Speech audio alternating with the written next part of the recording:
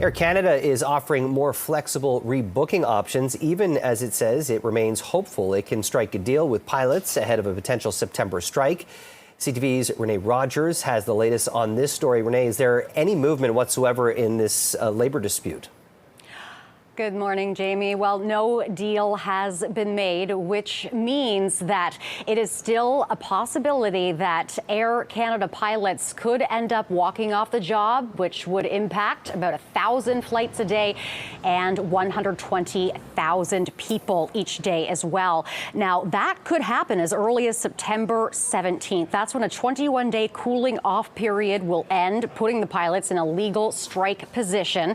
And the pilots are showing that they are serious about that possibility by holding informational pickets across the country yesterday, including in Toronto, holding signs saying that they are ready to strike.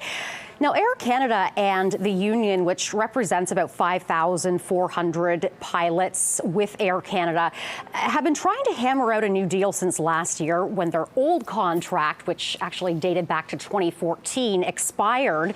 Last week, 98% of them voted in favor of a strike if no deal is reached by the end of this cooling off period, which is once again September 17th.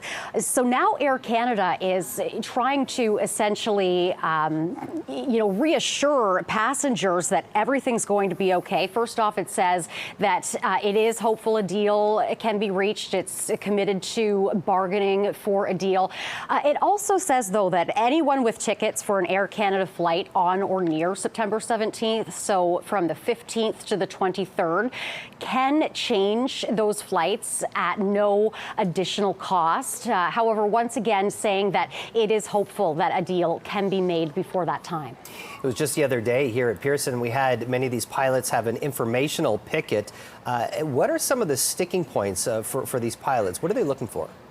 Well, Jamie, it might not be a surprise. A lot of times in these labor disputes, a very big sticking point is wages, and that's exactly what is happening here. The pilots are pointing to other comparable airlines, saying that they've all recently had their contracts renewed and they've made significant raises in those contracts. Now, this is, of course, not the only labor dispute that we are seeing here in Canada involving major transportation. As we know, Canadian National and Canadian Pacific Kansas City rail lines have both had labor disputes with their workers. Workers have walked off the job as well there. They've been ordered back into binding arbitration. So could the government do the same thing this time, send it to binding arbitration? We will have to see. But again, all eyes will be on that September 17th cooling off period day when that will come to an end, Jamie.